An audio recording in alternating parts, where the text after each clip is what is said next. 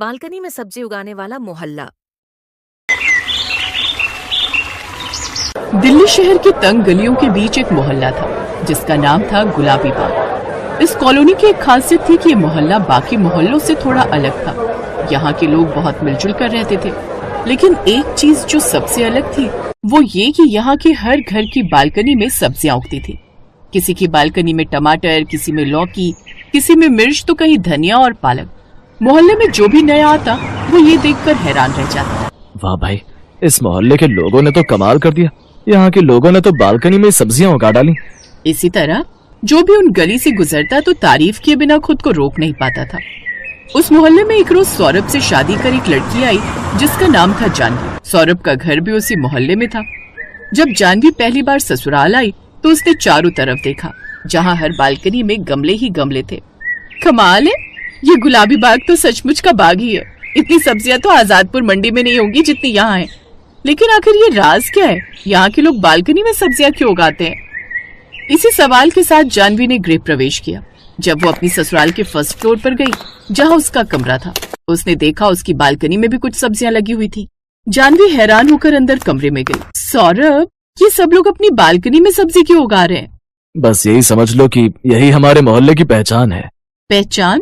अरे बाबा, धीरे धीरे सब समझ आ जाएगा। फिर 2 दिन बाद जानवी जब अपनी सास के साथ खड़ी थी, तभी पड़ोसन रीना बालकनी से आवाज लगाती है, कमला जी, आज मेरी लौकी बहुत बड़ी हो गई है, आधी आपको दे दूं, कोफ्ते बना लेना।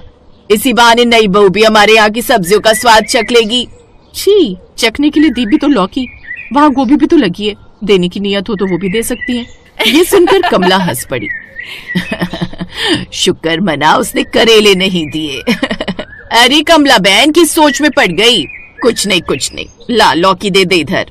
और मेरी बालकनी में ये धनिया लगा है, तुम इसकी चटनी बना लेना। अरे वाह, इसकी चटनी तो बिल्लू के पापा को बड़ी पसंद है। इस तरह और भी लोग एक दूसरे को सब्जियां दे रहे थे। जानवी ये सब देखकर और भी हैरान हो गई। फिर शाम को उसने अपनी ननद से पूछा, एक बात तो बताइए ननद जी, इस मोहल्ले में सब लोग बालकनी में सब्जी क्यों उगाते हैं? इसके पीछे एक कहानी है भाभी। कैसी कहानी? कभी इस मोहल्ले में बहुत बड़ा संकट आया था। कैसा संकट? कुछ साल पहले अचानक जब शहर में महामारी फैल गई थी, तब गांव से शहर सब्जियों की बहुत कमी हो गई थी। बाजार में सब सब्जियां इतनी महंगी हो गई थी कि गरीब लोगों के लिए खरीदनी मुश्किल हो गया था। मोहल्ले के लोग परेशान थे।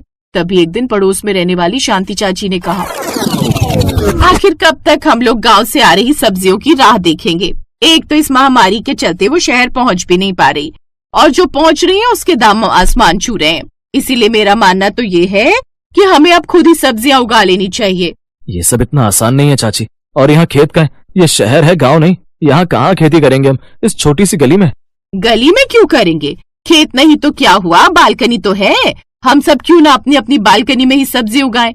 सब अलग अलग तरह की सब्जी उगाएंगे, जिसका जो मन हो वो खा ले। ऐसे कम से कम हमें किसी पर निर्भर तो नहीं रहना पड़ेगा। ये शायद ठीक कह रही हैं। कल को क्या पता फिर ऐसी कोई महामारी आ जाए तो हम तो शहर के लोग सब्जी के इंतजार में ही मर जाएंगे। अब आज से ही हम सब अपनी अपनी बालकनी में सब्जी उगाना शुरू कर देंगे। अब धीरे धीरे सबने अपनी बालकनी में गमले रखे और कुछ ही महीनों में पूरे मोहल्ले में सब्जियां उगने लगी। बस उसी दिन से सबने सब्जी उगाना शुरू कर दिया। जानवी को ये सब सुनकर बहुत अच्छा लगा। उसने भी सोचा, अरे वाह, अब तो मैं भी अपनी बालकनी में कुछ नया लगाऊंगी। फिर अगले दिन जानवी बाजार से कई तरह के बीज ले आई। ये सब क्या है जानवी, इतने सारे बीज? हाँ, मैं इस बालकनी को सबसे खूबसूरत बनाऊंगी। तुम्हें पता है सौरभ, मुझे गांव में अपने बाबा के खेतों में खेती करना कितना पसंद था। जब मेरी शादी तुमसे हुई, यानी कि शहर में हुई, तो मैं यही सोचा करती थी कि अब मैं कहाँ सब्जियां उगा पाऊंगी। लेकिन मुझे तो ऐसा लगता है जैसे ऊपर वाले ने मेरी सुन ली। फिर जानवी ने टमाटर, पालक, मेथी, बैंगन और मिर्च के पौधे लगाए और कुछ ही दिनों में उनकी बालकनी में सुंदर सुंदर सब्जियां चमकने लगी। अब आस पड़ोस की औरतें उसकी तारीफ करने लगी। कमला, तेरी बहू तो बड़ी समझदार है और कितनी मेहनती भी है। इसने तो तुम्हारी बालकनी को और भी हरा भरा कर दिया। इतनी सब्जियां तो किसी की बालकनी में नहीं लगी जितनी तुम्हारे में लगी हैं। हाँ, तो पता है कितना छांट छांट कर लाई हूँ मैं इस बहू को। सभी जानवी की तारीफ करने लगी। लेकिन उसी मोहल्ले में एक औरत थी, लता। उसे जानवी की मेहनत बिल्कुल पसंद नहीं आई। वो मन ही मन सोचने लगी, अगर इस जानवी की सब्जियां सबसे अच्छी हो गई तो लोग मेरी तारीफ करना बंद कर देंगे। पहले मैं यहाँ सबसे अच्छी सब्जियां उगाने में माहिर थी, लेकिन अब ये आ गई, ऐसे तो सब लोग उसी की तारीफ करेंगे। नहीं, मुझे कुछ न कुछ तो करना ही होगा। उस रात लता को नींद नहीं आई और वो आधी रात को चुपके से नमक लेकर जानवी की बालकनी में आई। उसने कई गमलों में पानी की जगह नमक डाल दिया। अब मैं देखती हूँ कैसे इसकी सब्जियां अच्छी उगती हैं। इसके बाद लता बालकनी से तापकर अपने घर चली गई। अगली सुबह जानवी ने देखा तो उसके कई पौधे मुरझा गए थे, जिसे देख जानवी की आंखों में आंसू आ गए। हे राम, आज तक पहले कभी ऐसा नहीं हुआ, लेकिन अभी ऐसा क्यों हुआ? माँ जी, मेरे पौधे मर क्यों रहे हैं? ये बात तो कमला को भी समझ नहीं आई। तभी कमला ने वो मिट्टी देखी। अरे, इसमें तो नमक मिला हुआ है, ये किसने किया होगा? ये देख सभी घर वाले उदास हो गए और खासकर जानवी। वो तो जैसे चुप ही हो गई। अब वो ना तो कुछ खा रही थी, ना ही कुछ पी रही थी। जानवी ऐसे कब तक भूखे प्यासे बैठी रहोगी? अब जो हो गया सो हो गया। नहीं सौरभ, उन पौधों को मैंने अपने बच्चों की तरह पाला था, फिर कोई ऐसा कैसे कर सकता है? जानवी की उदासी देखकर पूरे मोहल्ले के लोग इकट्ठा हो गए। बहू रो मत, पौधे फिर उगाएंगे, तू फिर कोशिश करना।